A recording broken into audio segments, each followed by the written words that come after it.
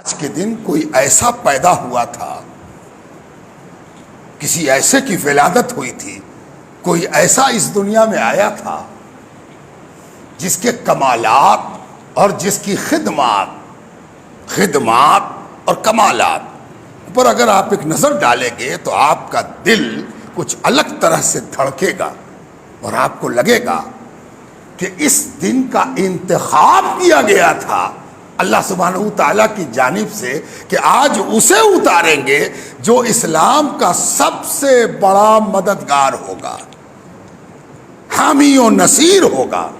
اسلام کی قوت اس سے ظاہر ہوگی، اسلام کا رعب دبدبہ ظاہر ہوگا، اسلام کا استقلال اور استقامت ظاہر ہوگا۔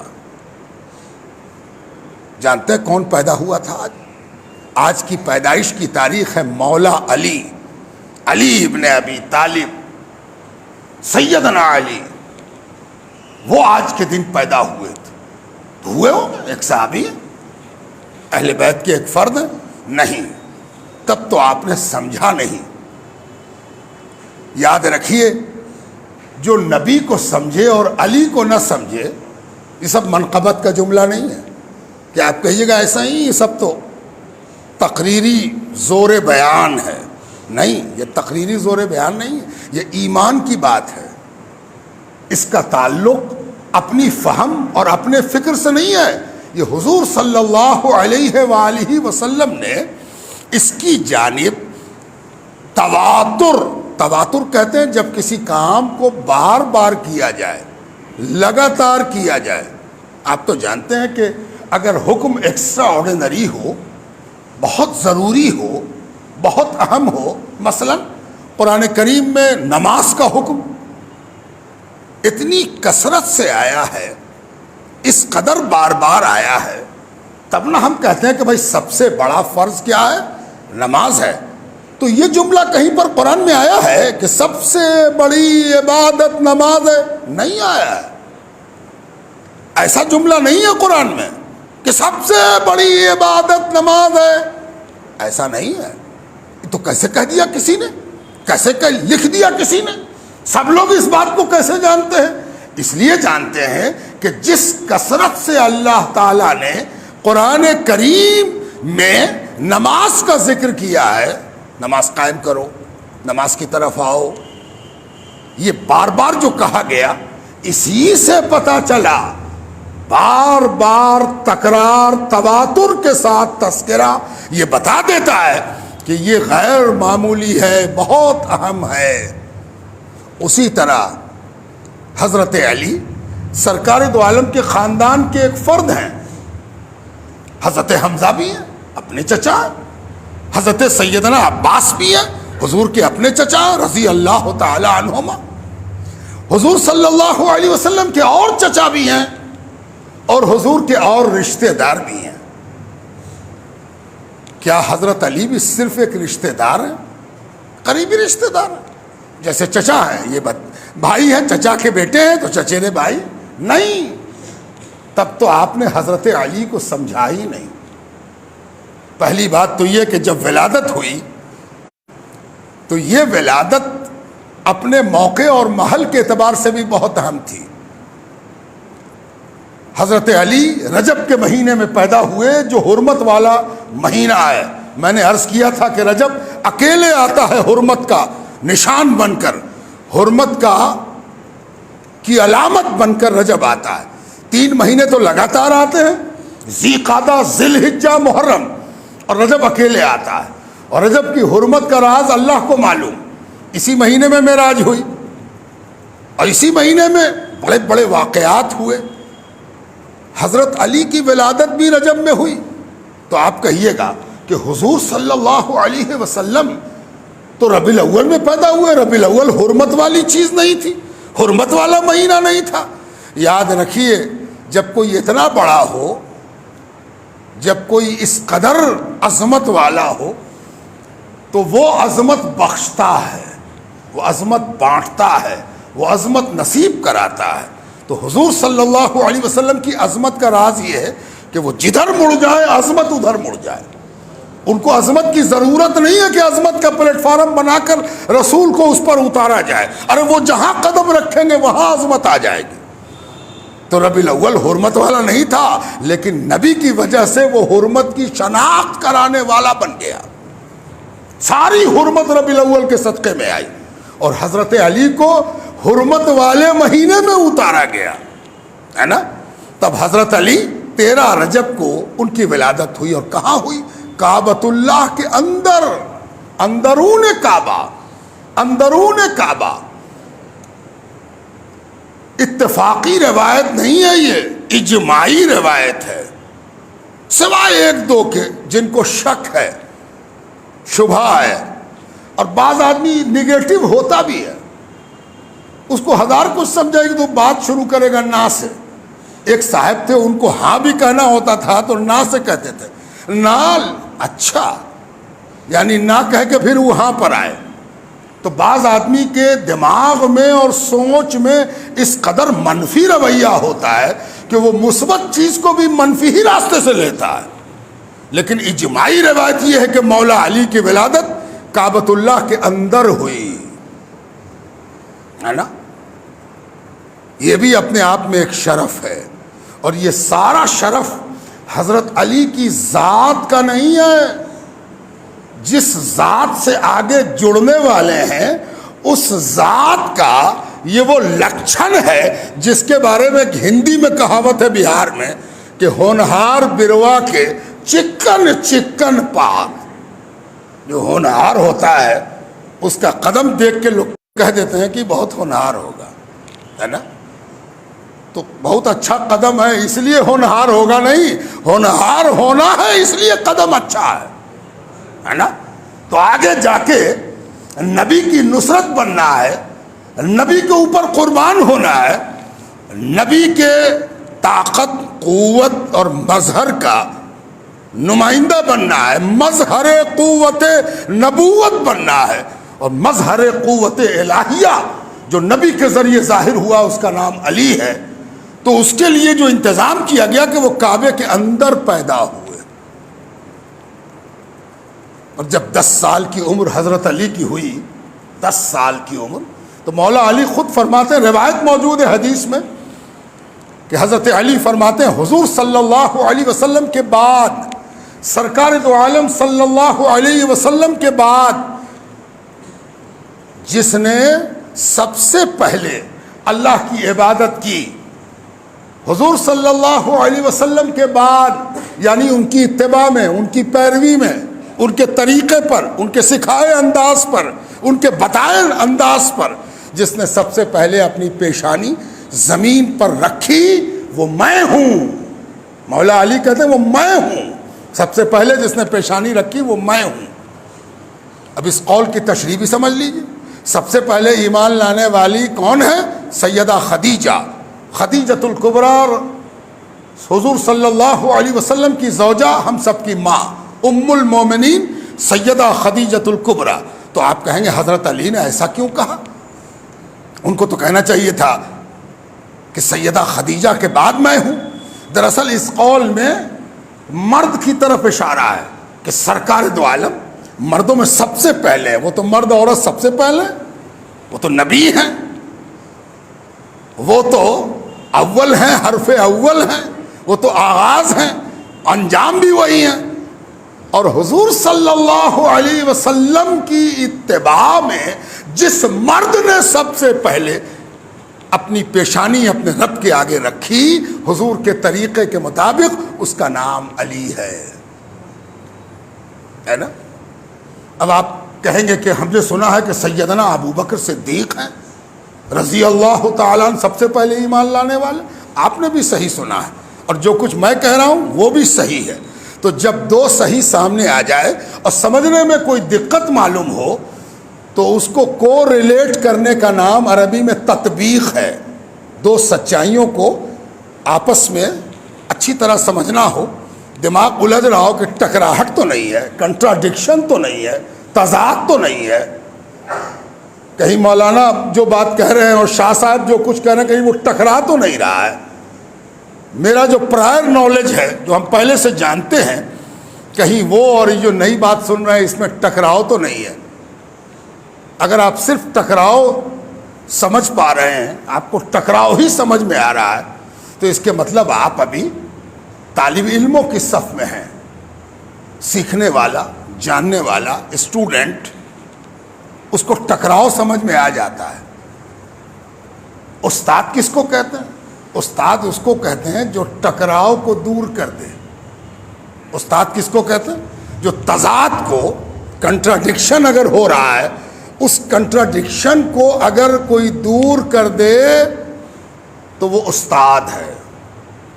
کنٹراڈکشن پیدا کرنا طالب علمی ہے، اور کنٹراڈکشن سے باہر نکال دینا استادی ہے۔ تو آج آپ کو استادی سکھاتے ہیں کہ تطبیق کیسے ہوگی، جھگڑا نہیں، فساد نہیں، بات کو سمجھنے کا سلیقہ دیکھیے۔ ہمارے علماء نے، ہمارے اکابر نے، اہل سنت والجماعت جس سے ہمارا اور آپ کا گہرا اور اٹوٹ رشتہ ہے، یہ وہ طریقہ ہے جو ہمیں صحیح قرآن و حدیث اور سنت کی صحیح تعبیر پر لے کے چلتا ہے۔ یہ وہ عصا ہے جو نابینا کو کسی کنویں میں، کسی کھائی میں، کسی گڈھے میں نہیں گرنے دیتا۔ اس عصا کا نام ہے اہل سنت والجماعت، ہے نا؟ ان کے عقائد یہ ہمیں کیا سکھاتے ہیں؟ جہاں کہیں تم کو ٹکراؤ لگے تو بچپنا چھوڑ کے بزرگوں سے سیکھو۔ تو بزرگوں نے کیا سکھایا؟ اگر کوئی کہے کہ سیدنا ابو بکر صدیق سب سے پہلے ایمان لائے، صحیح کہتا ہے۔ کوئی کہے مولا علی سب سے پہلے ایمان لائے تو صحیح کہتا ہے۔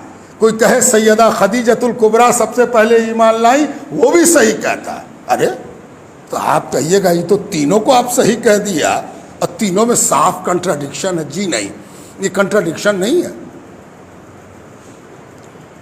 مولا علی جب ایمان لائے تو 10 سال کی عمر تھی، اور سیدنا ابو بکر صدیق جب ایمان لائے تو ابھی 40 پورا ہونے والا تھا، ہے نا؟ اسی لیے بڑوں میں، میچیور میں، بالغ لوگوں میں جو سب سے پہلے ایمان لائے وہ سیدنا ابو بکر صدیق ہیں، ہے نا؟ اور جن کی عمر کم تھی، ابھی پورے طور پر بلوغ کی عمر تک نہیں پہنچے تھے، اس میں جو سب سے پہلے ایمان لائے وہ مولا علی ہے۔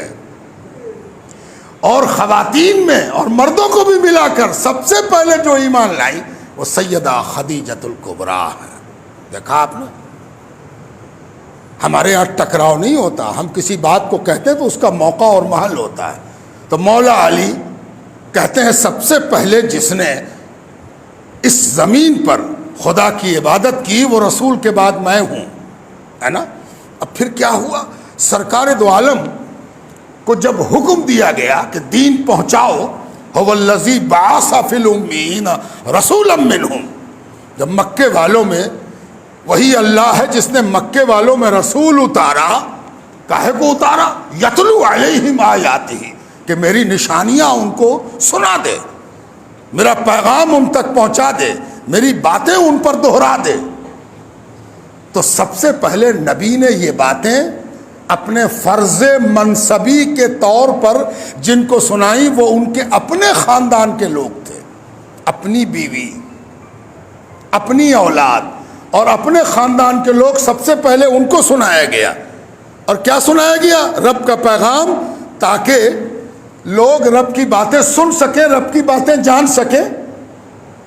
سب سے پہلے خاندان میں سنایا گیا۔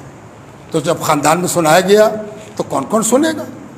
سرکار دو عالم کی بیوی نے سنا، اور یہ دنیا کی سب سے مبارک اور مقدس سچائی ہے کہ عام طور پر بیوی یا شوہر دونوں میں سے کوئی ایک بھی اپنے رشتہ دار یعنی بیوی شوہر کو یا شوہر بیوی کو جلدی ایکسیپٹ نہیں کرتی کہ بہت بڑے آدمی ہیں۔ ایک بہت بڑا آفیسر ہو جائے، بہت بڑا منسٹر ہو جائے، بہت بڑا دانشور ہو جائے، وہ جب گھر آتا ہے تو وہ شوہر ہی ہوتا ہے۔ وہ اپنی شہرت اور اپنی عزت رکھے وہاں، مارکیٹ میں، بازار میں، آفس میں، عقل مندوں میں۔ گھر آیا تو شوہر ہے نا؟ اور بعض دفعہ بڑے بڑے عقل مند کو بیوی نہیں مانتی کہ تم بہت بڑے عقل مند ہو، دنیا مانتی ہوگی، ہے نا؟ اسی طرح اولاد کا معاملہ بھی ہوتا ہے۔ ماں باپ اپنی اولاد کی خوشی دیکھ کے تو خوش ہوتے ہیں، اس کی عظمت پر ناز بھی کرتے ہیں، لیکن ان کی نگاہ میں وہ بیٹا ہی ہوتا ہے، میرا بیٹا ہے نا۔ یہ رشتہ داروں میں یہ رنگ پایا جاتا ہے۔ لیکن حضور صلی اللہ علیہ وسلم کو جس نے سب سے پہلے ایکسیپٹ کیا، اپروو کیا، جو سب سے پہلے ایمان لائیں، جو ان کی صداقت کو چہرہ دیکھ کے بھانپا، جو سمجھا کہ اس کی عظمت اور ایسی ہے اور اس کی جلالت ایسی ہے کہ اس پر ایمان لائے بغیر کام چلنے والا نہیں ہے، وہ ہے سیدہ خدیجۃ الکبریٰ۔ اور کون ایمان لایا؟ وہ ایمان لایا جس کی پرورش حضور نے کی تھی۔ کس کی پرورش کی تھی؟ حضور صلی اللہ علیہ وسلم اپنے نکاح کے بعد جب سیدہ خدیجۃ الکبریٰ سے ان کا نکاح ہو گیا اور آپ ازدواجی زندگی میں آ گئے، شادی شدہ زندگی میں آ گئے، تو حضور صلی اللہ علیہ وسلم کے گھر اور مکان میں اولادیں ہوئیں، اور ان میں بیٹا اولاد، بیٹا ہوا انتقال کر گیا، بیٹا ہوا دنیا سے رخصت ہو گیا۔ تو حضور صلی اللہ علیہ وسلم نے اپنے چچا، اپنے محسن چچا، جن کا بے پناہ احسان تھا سرکار دو عالم صلی اللہ علیہ وسلم پر، جو رات کو جب ساری دنیا سو جاتی تھی تو وہ حضور کے لیے اس قدر بے چین ہوتے تھے کہ کہیں محمد صلی اللہ علیہ وسلم کے دشمن اس کے سونے کی جگہ بھانپ کر اس پر حملہ نہ کر دیں، تو وہ رات کی تنہائیوں میں یا تو جاگ کے ان کی حفاظت کرتے تھے یا پھر ان کو اٹھا کر ان کی جگہیں بدلواتے تھے۔ تھوڑی دیر یہاں سوئے ہو، تھوڑی دیر یہاں سو رہو، تاکہ پہلے سے تاک کے جانے والا دشمن جگہ بدلنے سے تم کو کھوج نہ پائے۔ ایسا چچا، اس کی اولاد علی کو حضور صلی اللہ علیہ وسلم نے اپنے پاس رکھ لیا تھا پرورش پرداخت کے لیے۔ کب؟ جب ٹھیک سے شعور بھی حضرت علی کا نہیں تھا، اس وقت سے حضرت علی کی پرورش پرداخت حضور صلی اللہ علیہ وسلم نے کی تھی۔ تو جب اسلام گھر میں آیا تو مولا علی کی عمر حضور کی کفالت میں، حضور کی پرورش میں، حضور کی دیکھ ریکھ میں، حضور کے ساتھ رہتے ہوئے مولا علی 10 سال کے ہو چکے تھے۔ تو سب سے پہلے سیدہ خدیجہ نے قبول کیا، اور اس کے بعد جو حضور کے ساتھ جماعت میں شامل ہوا اس کا نام مولا علی ہے۔ پھر وہ وقت آیا جب حضور صلی اللہ علیہ وسلم کو یہ حکم دیا گیا کہ اپنے خاندان والوں کو بھی خبر کیجئے، پہلے گھر پھر خاندان، پہلے گھر تب پریوار۔ تو جب خاندان والوں کو کہنے کا حکم ہوا تو حضور صلی اللہ علیہ وسلم صفا کے پہاڑ پر چڑھ گئے۔ صفا کا پہاڑ، اللہ آپ کو مکہ لے جائے اور مدینہ حاضری کرائے تو صفا کا پہاڑ جب آپ دیکھیں گے تو آپ کو صرف سیدہ حاجرہ نہیں یاد آنی چاہیے، آپ کو یاد آنا چاہیے کہ یہی وہ پہاڑ ہے جس پر حضور صلی اللہ علیہ وسلم پہلی بار اپنے اظہار نبوت کے لیے کھڑے ہوئے تھے۔ وہیں سے کھڑے ہو کے حضور صلی اللہ علیہ وسلم نے پکارا تھا، نام لے لے کے پکارا تھا، اے فلاں، اے فلاں کے بیٹے، اے فلاں کے پوتے، اے فلاں کی اولاد، اے فلاں کے رشتہ دار، ادھر آؤ۔ پکارا، سب جمع ہو گئے، اور جب جمع ہو گئے تو حضور صلی اللہ علیہ وسلم نے دعوت دی۔ یہ دعوت کس کو دی جا رہی ہے؟ یہاں دعوت سے تو اردو میں مراد ہوتا ہے کھانا پینا، جہاں دعوت کہا گیا اس کے پلاؤ، بریانی، اب ناشتے کی ہے کہ چائے کی ہے، لیکن اس دعوت سے مراد ہے بلانا، اپنی طرف بلانا۔ دعوت کے اصلی معنی کیا ہے؟ بلانا۔ دماغ سے یہ بات نکالنی چاہیے، جہاں دعوت کہا گیا کھانا پینا سمجھ میں آ گیا۔ دعوت کے مطلب کسی چیز کی طرف، کسی مدعے کی طرف، کسی نقطے کی طرف، کسی خاص مقصد کی طرف بلانا۔ اس میں ایک مقصد کھلانا بھی ہو سکتا ہے۔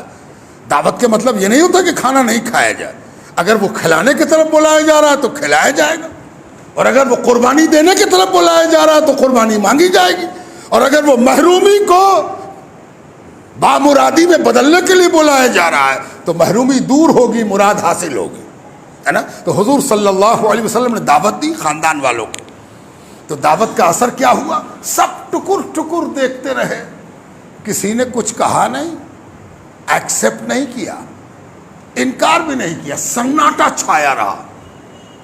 سب ایک دوسرے کا منہ دیکھ رہے ہیں. حضور دعوت دے رہے ہیں، آؤ گمراہی سے باہر نکلو، آؤ اللہ کی طرف آؤ، آؤ اللہ کے رسول کی طرف آؤ، آؤ اچھائی کی طرف آؤ، آؤ برائی ترک کر دو. میں تم کو بلا رہا ہوں بحیثیت اللہ کے رسول کے، تم کو بلا رہا ہوں. کوئی نہیں بولا. بڑے بڑے عقل مند، بڑے بڑے دانشور، بڑے بڑے سورما، بڑے بڑے بقرات موجود تھے اس میں، کوئی نہیں بولا. ایک ذات کھڑی ہوئی، وہ 10 سال کی تھی. مولا علی کھڑے ہوئے اور مولا علی نے کہا گو کہ میری ٹانگیں کمزور ہیں. اس وقت حضرت علی پتلے دبلے تھے، ہے نا.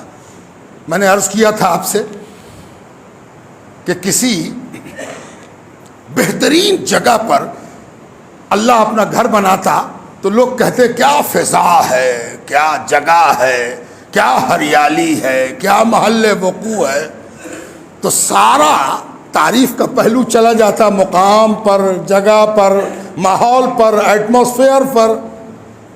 کوئی نہ کہتا کہ اللہ کا گھر، کہتے لوگ کیا جگہ ہے نا. تو اللہ نے کہا اچھا تو اپنا گھر ایسی جگہ بنائیں گے جو وادی غیر ذی زرع ہے، جہاں ہریالی کا پتہ ہی نہیں ہے، اور ساری ہریالی کعبہ کے صدقے میں ہے نا، کعبۃ اللہ کے صدقے میں ہے. جاؤ چٹیل میدان میں، ویران میں، سکھاڑ میں جا کے دیکھو کعبہ سکھاڑ میں کیسے ہریالی لاتا ہے نا. اور کعبے کی بناوٹ ایسی ہوتی کہ دنیا دیکھ کے کہتی کہ یہ تو دنیا کا اکیلا عجوبہ ہے. نہیں، یہ بالکل سادہ ہونا چاہیے، موٹے موٹے پتھر سے بنا ہوا، کوئی حسن نظر نہ آئے، اور اس کے باوجود سارا حسن اسی کا اتارا ہو، ہے نا. اسی طرح مولا علی شروع سے تندرست نہیں تھے، شروع سے بہت بہترین، کہ جو دیکھے کہ کیا یہ تو بڑے ہو کے ایسا بنے گا کہ دنیا میں اس کا کوئی مقابلہ کرنے والا نہیں. پتلی پتلی ٹانگیں، ہے نا. حضرت علی خود کہہ رہے ہیں پتلی پتلی ٹانگوں سے میں کھڑا ہو گیا ہوں. اور کیا کہا؟ میری آنکھوں میں ہمیشہ آشوب چشم رہتا ہے، آنکھ آئی رہتی ہے، پانی گر رہا، لال لال ہوئی ہوئی ہے، آنکھ میں تکلیف ہے. کسی کی آنکھ کو آپ لال دیکھیے، پانی گر رہا ہو، تو آپ پہلے ہی دن سے سمجھ جائیے گا کہ یہ شخص بیمار ہے، کمزور ہے، اس کو تکلیف ہے آنکھ میں، ہے نا. حضرت علی خود کہتے ہیں مجھے آشوب چشم ہے، آنکھ آ جاتی ہے، بار بار آ جاتی ہے، آنکھ میں تکلیف رہتی ہے، لہر رہتی ہے، جلن رہتی ہے، لالی رہتی ہے، لیکن اس کے باوجود ہے سبحان اللہ، لیکن اس کے باوجود میں علی آپ کو سچا جانتا ہوں، اور آپ جس چیز کی طرف بلا رہے ہیں میں آتا ہوں. ہے نا. یہ پہلا ایکسیپٹنس ہے، پہلی قبولیت ہے. یہ مولا علی سب سے پہلے کھلے عام میں، ابھی باہر والوں کو ابھی حضور نے پیغام ہی نہیں دیا، ابھی تو خاندان والوں سے بات ہو رہی. مولا علی کھڑے ہوتے ہیں، ہے نا، اور اس پر نہ بولنے والے مسکراتے ہیں، ہے نا. اس مسکراہٹ نے فیصلہ کر دیا کہ قیامت تک جو علی کو دیکھ کے مسکرائے گا اس پر اللہ تبارک و تعالی مسکرانے کا حق چھین لے گا. مولا علی سے محبت ایمان کی دلیل ہے، اس لیے کہ ایمان اس روز علی ہی کی شکل میں ظاہر ہوا. ایمان کس کی شکل میں ظاہر ہوا؟ علی کی شکل میں ظاہر ہوا. سناٹا تھا، جس کی شکل میں ظاہر ہوا وہ علی تھے، اور پھر برکت ظاہر ہوئی.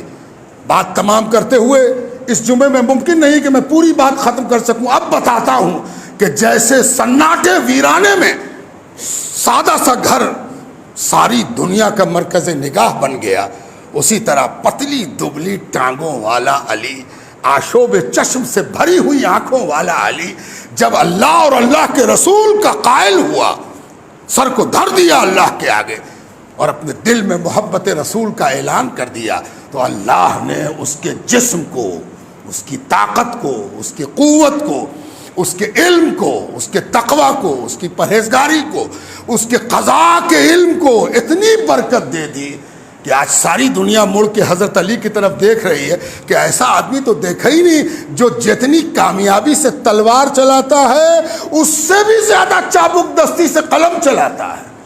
فیصلہ کرنا مشکل ہے کہ یہ قلم کا دھنی ہے کہ تلوار کا دھنی ہے۔ ایسا آدمی دیکھا نہیں گیا۔ اگر قلم پکڑے تو تلوار چھوٹ جائے اور تلوار تھام لے تو قلم پکڑنا بھول جائے۔ علی وہ ہے جو تلوار پکڑیں تو ذوالفقار اور لا فتح الا علی ہو جائیں، اور قلم پکڑیں تو نبی کہیں انا مدینۃ العلم وعلی بابھا، علم کا شہر تو میں ہوں اور دروازے علی ہیں، ہے نا۔ یہ وہ ذات ہے جس کو ایمان کے صدقے میں اللہ تبارک و تعالیٰ نے اس سادے بدن کے باوجود یوں چمکا دیا ہے کہ یہ کعبے میں پیدا ہوا ہے، اور کعبہ سادہ ہو کے قبلہ ہے، یہ بھی معمولی ہو کے غیر معمولی ہوگا، اس لیے کہ اس کا رشتہ بھی رسول اللہ سے ہے صلی اللہ علیہ وآلہ وسلم۔ تو آج کی تاریخ کو، نبی کی تاریخ یادگار منائی جاتی ہے کہ ہم غلام ہیں، اور آج کی تاریخ کاہے یاد رکھنی چاہیے کہ آج ہم غلاموں کا سردار پیدا ہوا ہے نا۔ آج کون پیدا ہوا؟ آج نبی نہیں پیدا ہوئے ہیں، آج غلاموں کا سردار پیدا ہوا ہے۔ جو نبی کے غلاموں کی لائن لگے گی تو مولا علی آگے ہوں گے، ہے نا۔ اللہ تعالیٰ ان کو آگے کرے گا، تم آگے جاؤ، تم نے سب سے پہلے علی اعلان مانا تھا رسول کو، تم آگے جاؤ۔ امت کی جو پہلی صف لگے گی اس میں مولا علی ہوگے۔ تو اپنی صف والوں کو جو نہیں پہچانتا اسے صف میں رہنے کا حق نہیں ہے، ہٹ جائے، کنارے ہو جائے۔ اسی لیے حضور صلی اللہ علیہ وسلم نے فرمایا تھا، جب پوچھا گیا یا رسول اللہ منافق کو کیسے پہچانے؟ ٹوپی داڑھی منافق بھی پہنتا ہے، اور نماز میں بڑی پابندی سے آتا ہے، اور روزہ بڑے چاؤ سے رکھتا ہے، اب پہچانے تو کیسے پہچانے؟ ہے کون منافق؟ یہ سننا نہیں چاہیے، کبھی کبھی آئینہ لے کے دیکھنا بھی چاہیے۔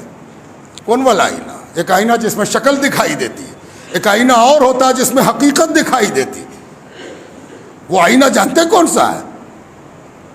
نہیں ہے آپ کے پاس، صرف وہی والا آئینہ جو باتھ روم میں لگا ہوتا ہے اور سنگار میز پر رکھا ہوتا ہے، اس میں تو صرف چہرہ دکھائی دیتا ہے، وہ بھی کبھی کبھی جھوٹا، ہے نا۔ اگر نہ ہو یہ فریب پیہم، دم نکل جائے آدمی کا، سب سے خوبصورت تو ہم ہی ہیں، ہے نا۔ یہی احساس آدمی کو بچائے رکھتا ہے، میری خوبصورتی کا کیا خیر۔ لیکن ایک آئینہ اور ہوتا ہے، اس میں میرر جانتے ہیں کس چیز کا ہوتا ہے؟ وہ احتساب کا ہوتا ہے، سمیکشا کا ہوتا ہے۔ اپنے اوپر نظر ڈالنے کے لیے بھی ایک آئینہ چاہیے جو حقیقت دکھا سکے، اس میں منہ دیکھنا چاہیے کہ کہیں ہم مومن ہوتے ہوئے منافق تو نہیں ہو گئے۔ یہ میں نہیں کہہ رہا ہوں، اس صحابہ پوچھا کرتے تھے۔ ایک صحابی دوسرے صحابی سے پوچھتے تھے، اے میرے بھائی ذرا ایک مہربانی کرو گے؟ ہم لوگ ایسا کہیں تو لوگ سمجھیں گے کچھ مدد ودد مانگیں گے ابھی، ہے نا۔ دیکھیے ایک صحابی دوسرے صحابی سے کیا مدد مانگ رہے ہیں۔ ایک صحابی دوسرے صحابی سے کہتے ہیں، اے میرے بھائی، اے میرے ایمانی بھائی، ذرا میرے اوپر ایک نظر ڈالنا تو۔ کاہے کو نظر ڈالنا؟